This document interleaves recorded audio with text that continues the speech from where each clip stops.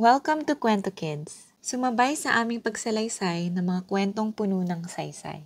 Kwento Kids is presenting with permission from Adarna House and the creators of this book. Author Roberto Alonzo and illustrator Gualberto Ortega.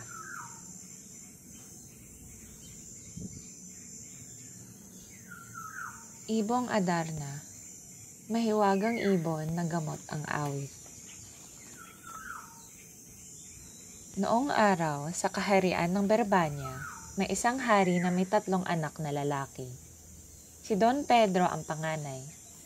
Don Diego naman ang pangalan ng pangalawa.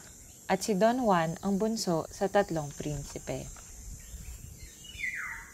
Maligaya sana ang buong kaharian nang biglang magkasakit ang Haring Fernando. Maraming manggagamot ang tinawag, pero walang makakapagpagaling sa may sakit. Lungkot na lungkot ang 3 anak ng hari dahil habang tumatagal, lumalala ang sakit ng kanilang ama.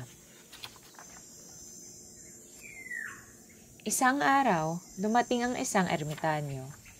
Nang tingnan ang sakit ni Haring Fernando, sabi ng ermitanyo, "Walang gamot dito maliban sa awit ng ibong Adarna." "Saan makukuha ang ibong Adarna?" Sabay-sabay na tanong ng 3 prinsipe. "Sa bundok ng Tabor, pero mahirap ang paghuli." Ang sagot naman ng matandang ermitanyo. "Hindi bale," sagot ni Don Pedro. "Ako ang unang hahanap sa ibong Adarna." Katakot-takot na hirap ang pinagdadaanan ni Don Pedro sa paghanap sa ibong Adarna. Maraming bundok at gubat siyang narating, pero hindi niya nakita ang bundok ng Tabor. Nagtiis siya ng maraming gutom at pagod bago niya nakita ang bundok na hanap niya.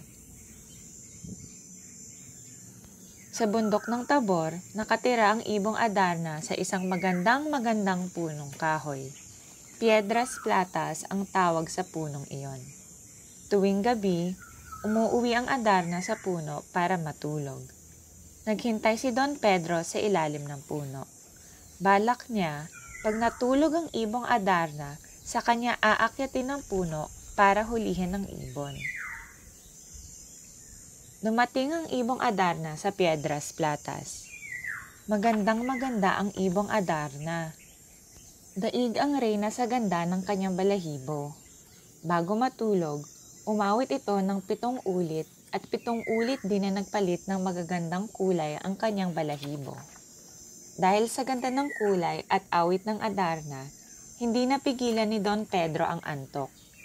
Masama iyon, dahil bago matulog, tumataya ang Adarna at ang malaglagan ng tae ay nagiging bato. Nang mangyari ito, naging bato si Don Pedro. Sumunod si Don Diego kay Don Pedro. Nagtiis din siya ng maraming gutom at hirap bago narating ang Piedras Platas. Pero dahil sa sarap ng awit ng Adarna, nakatulog din si Don Diego sa ilalim ng puno. At tulad ni Don Pedro, naging bato rin si Don Diego. Nang hindi dumarating si Don Diego, sumunod namang naghanap si Don Juan. Nagtiis din siya ng maraming gutom at hirap.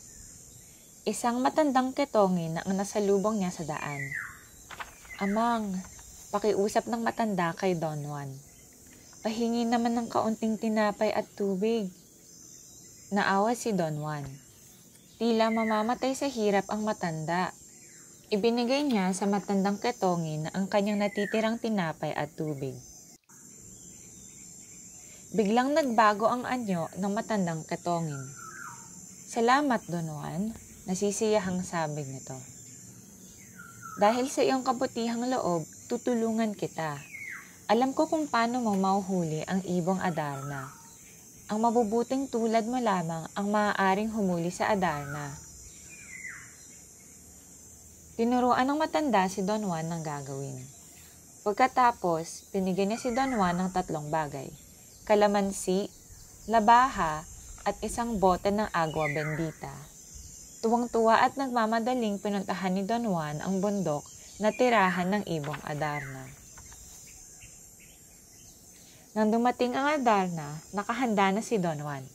Pinilit niyang labanan ang antok habang umaawit ang ibon. Pag inaantok siya, hinihiwa niya ng labaha ang braso at pagkaraan ay pinapatakan ng kalamansi. Dahil sa kirot, nananatiling gising si Don Juan.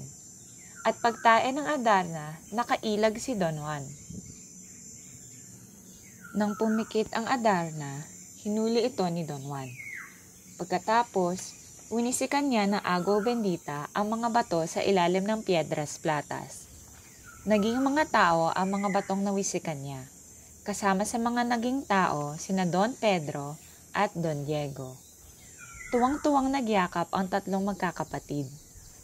Noon din ay bumalik sila sa kaharian ng Berbanya. Nang marinig ni Don Fernando ang awit ng Adarna, parang himala na bigla siyang gumaling at lumakas.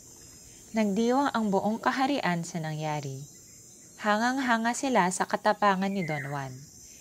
Pero higit sa lahat, hangang-hanga sila sa ganda at milagrosong awit ng ibong Adarna. Thank you for spending your time with us today. We hope you have learned about our culture and people as we share more pieces of Philippine literature with you. You can also read Adarna House books online through buribooks.com, an extensive e-library of Adarna House books. Please don't forget to like this video, subscribe to our channel for more exciting tales, and share it with your friends and family who love reading and learning as well. Mabuhay ang pagbasa!